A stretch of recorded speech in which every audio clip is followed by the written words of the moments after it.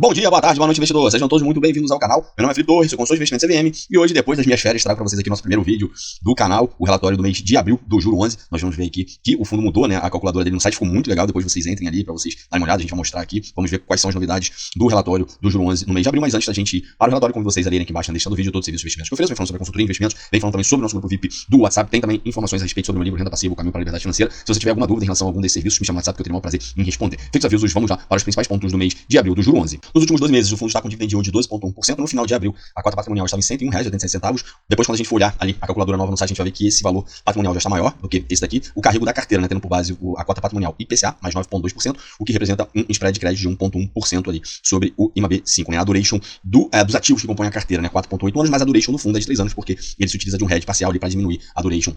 Os ativos compõem o fundo e, por conta disso, né, diminui também a volatilidade do fundo.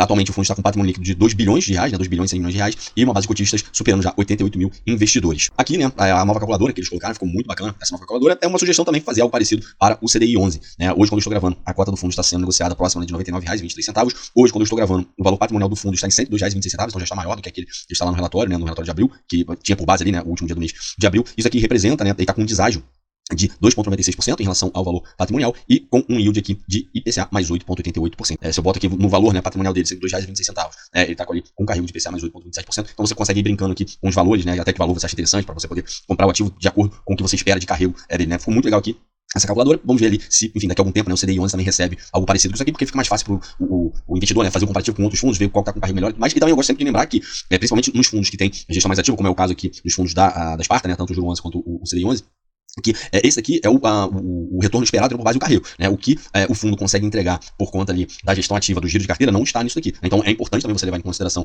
isso daí, porque a gente vai ver mais pra frente, né, o retorno ali que os fundos da Sparta conseguem entregar, a parte que vem desse giro, né, dessa gestão ativa, é bastante considerável, é uma porcentagem ali bem expressiva frente ali ao resultado total, né, que o fundo vem entregando. No mês de abril, eles começaram a posição no novo emissor, na Brasil Tecpar, que é no setor ali de telecomunicação. No mês de maio, eles vão distribuir o valor de R$ 1 por cota, né? E aí vem dizendo aqui, né? Cabe destacar que, tendo em vista que o fundo atualmente possui maior risco de mercado, porque teve um alongamento na duration do fundo, passou de 2 para 3 anos. A gente veio comentando sobre isso aí nos últimos vídeos sobre o Juro 11. Se você ainda não viu, pega lá para você poder ver, porque o fundo ele trabalha com um hedge parcial para ficar com a duration parecida com o IMAB5.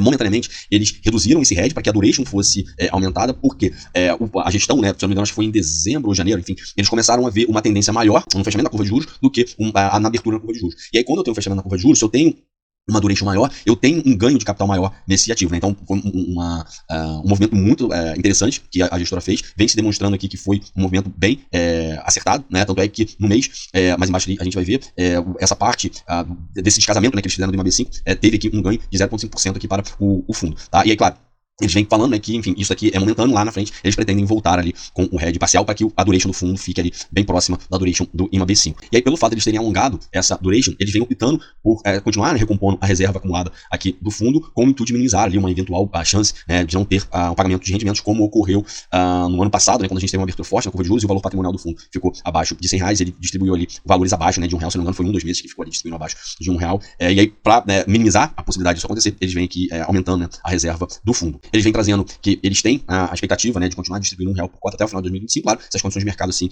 permitirem, né? Nos últimos 12 meses, o dividend yield aqui do fundo está em 12,1% e somente a título de comparação, né, nesse mesmo período, ali o IMAB5 rendeu 9,4% e o CDI teve um rendimento de 11,4%. Lembrando que isso aqui é um retorno bruto, né? Você precisaria tirar o imposto de renda, né, os 15% do imposto de renda, se a gente estivesse falando da menor alíquota ali regressiva que existe para os títulos de renda fixa, né? E aqui, no caso do fundo, já é isento, né? Já é um retorno de 12,1%, um dividend yield de 12,1% líquido. Desde o início do fundo, o fundo está com um retorno de 60,83%, né? Um retorno total, levando em consideração os rendimentos que foram distribuídos. O IMAB, um retorno de 37,5%. Aqui nós temos as componentes que foram responsáveis pelo rendimento do fundo no mês, né? Então, no mês, o fundo teve um rendimento de 2,2%, um rendimento muito bom, né? O IMAB5 aqui, ele foi responsável por 1,8%, e aí dentro do IMAB5, a parte do IPCA foi responsável por 0,5%, o carrego de 0,6%, o carrego seria ali o spread, né? Que se tem ali, por exemplo, IPCA mais 6, IPCA mais 7. Então, isso aí seria ali, isso aí nas NTNBs, tá? Por exemplo, o título público federal lá tá pagando o IPCA, a NTNB tá pagando o IPCA mais 6. Então, esse mais 6, tá? Seria aqui esse carrego, tá? A NTNB tá pagando IPCA mais 7. Nesse 7 seria aqui esse carrego, tá? A marcação, e pelo fato de a gente ter tido um fechamento, né, na curva de juros foi positivo, então 0,6%, então como a gente vê aqui, né, o retorno do IMAB5 1,8%.